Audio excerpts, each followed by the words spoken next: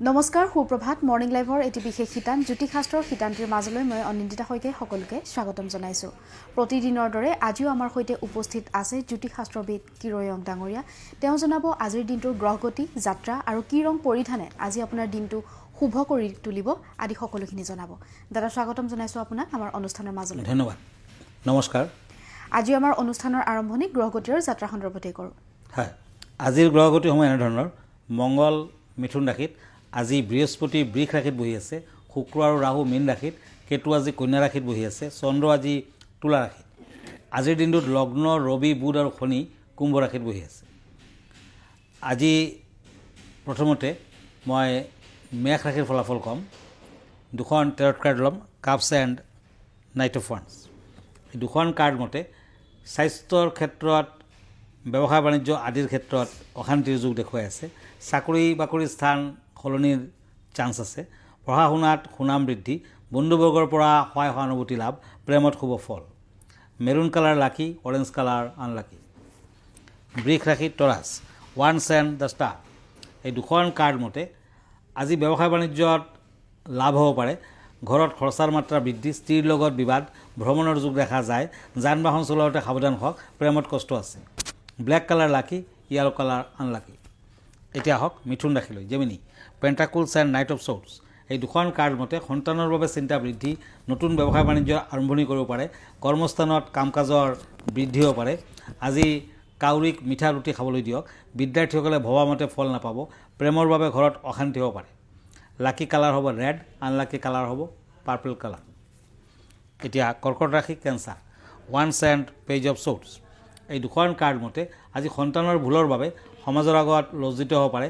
স্বামী স্ত্ৰীৰ মাজত বিবাদ, আজি মানসিক অশান্তিৰ সৃষ্টি হ'ব পাৰে। ব্যৱসায় বাণিজ্যত উন্নতি বৃদ্ধিৰ যুগ, প্ৰেমত বাধা আছে।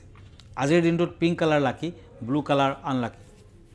হয় দাদা, এই মুহূৰ্তত এখন পত্ৰ হাতত তুলি লৈছোঁ। হয়, পত্ৰখন প্ৰেৰণ কৰিছে নগাঁৱৰ পৰা ৰাজীৱ দাসে আৰু তেওঁ আপোনাৰ পৰা জানিব বিচাৰিছে কোনো কোনো লোকে তেওঁ কোৱা শুনিছে যে বেডৰুমত একুৰিয়াম ৰাখিব নালাগে আৰু ইয়াৰ কাৰণ কি আপোনাৰ পৰা জানিব বিচাৰিছে।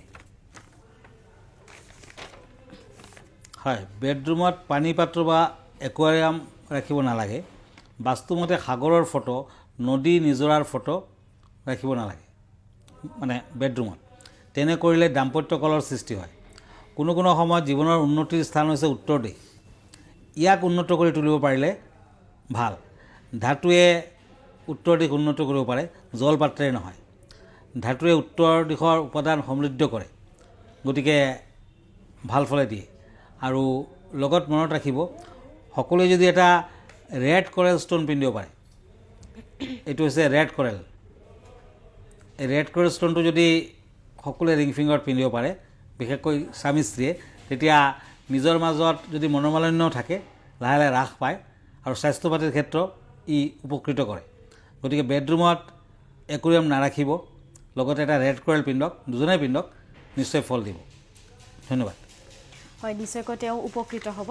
আমি পৰৱৰ্তী ৰাশিফলৰ মাজলৈ আগবাঢ়ো। হয়, এতিয়া দুখন কাৰ্ড লৈছোঁ, পেণ্টাকুলছ এণ্ড কাপছ। এই দুখন কাৰ্ড সিংহ ৰাশিসকলৰ বাবে। আজি চাকৰি বাকৰিৰ ক্ষেত্ৰত উন্নতি, বিভিন্ন ধৰণৰ ব্যৱসায় বাণিজ্যৰ লোকচান। আজি বন্ধুৰ লগত কিছুমান কামত মনোযোগ বৃদ্ধি পাব। জুইৰ পৰা সাৱধান হওক, প্ৰেমত আনন্দ লাভ। White colour lucky, green colour unlucky.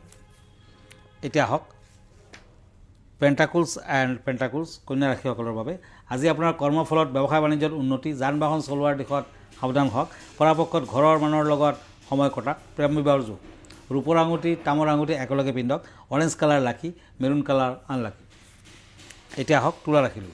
Libra, পেণ্টাকুলছ and পেণ্টাকুলছ। এই দুখন কাৰ্ড মতে সন্তানৰ বাবে খৰচাৰ মাত্ৰা বৃদ্ধি হ'ব পাৰে।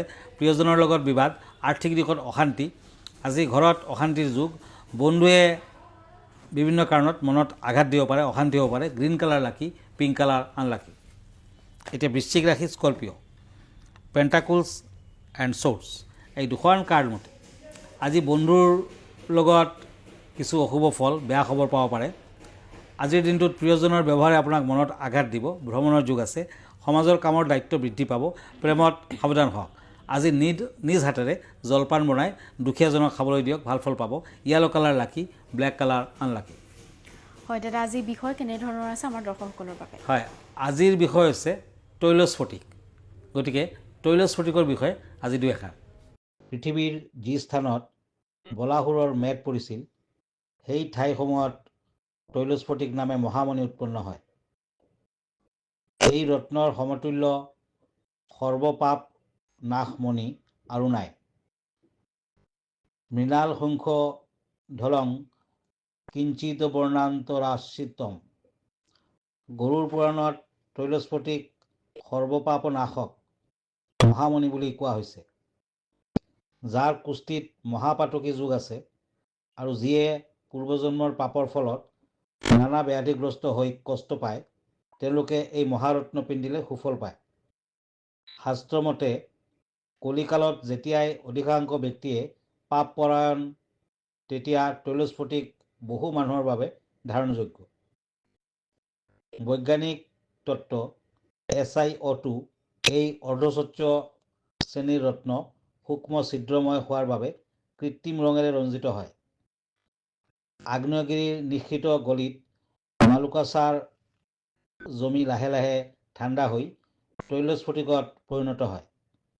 এই ৰত্নৰ ব্যৱহাৰে শৰীৰৰ পৰা বিষাক্ত বীজাণু আঁতৰাৰ পৰা শক্তি আছে বুলি বিশ্বাস কৰা হয়। ধনপ্ৰাপ্তিৰ বাবেও তৈলস্ফটিক প্ৰমাণযুক্ত। এই ৰত্নই মানসিক শান্তি নাশ কৰি শৰীৰ মনলৈ স্থিৰতা আনে। হয়, ভিডিঅ'টিৰ যোগেদি খুব সুন্দৰকৈ তেওঁ ব্যক্ত কৰিছে তৈলস্ফটিক ৰত্নটো কেনেধৰণৰ লোকে বা কি কি নিয়ম নীতিৰ মাজেৰে পৰিধান কৰিব লাগে। দাদা, আমি পৰৱৰ্তী একফালৰ মাজলৈ আগবাঢ়ো। হয়, এতিয়া ধনুৰাশি চেটেৰিয়াছ ওৱান্স এণ্ড কাপছ এই দুখন কাৰ্ড মতে আজি গোটেই দিনটো কাম কাজৰ মাজেৰে পাৰ হ'ব। ব্যৱসায় বাণিজ্যত উন্নতি হ'ব পাৰে। দাম্পত্য জীৱনত সুখ শান্তি বজাই থাকিব। উচ্চ শিক্ষা লাভ, ভ্ৰমণত বাধা আছে। গল্ডেন কালাৰ লাকি, ৰেড কালাৰ আনলাকি। মকৰ ৰাশি কেপ্ৰিকৰ্ণ ছৰ্ডছ এণ্ড কাপছ এই দুখন কাৰ্ড মতে আজি পৰাপক্ষত স্বাস্থ্যৰ প্ৰতি নজৰ দিয়ক।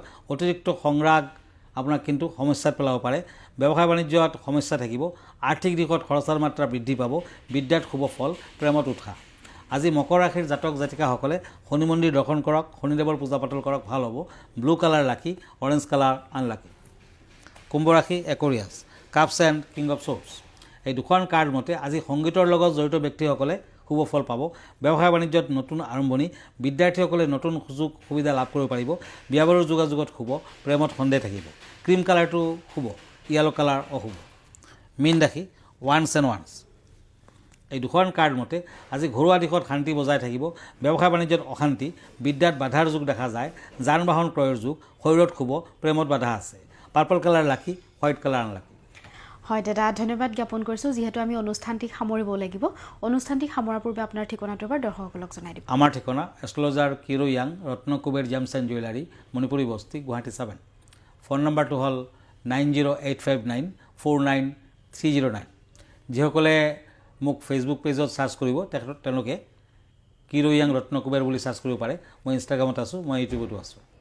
ধন্যবাদ, নমস্কাৰ। আৰু ইয়াৰ লগে লগে মই নিন্দিতা শইকীয়াও জ্যোতিষশাস্ত্ৰৰ সিদ্ধান্তিৰ পৰা বিদায় লৈছোঁ। ধন্যবাদ।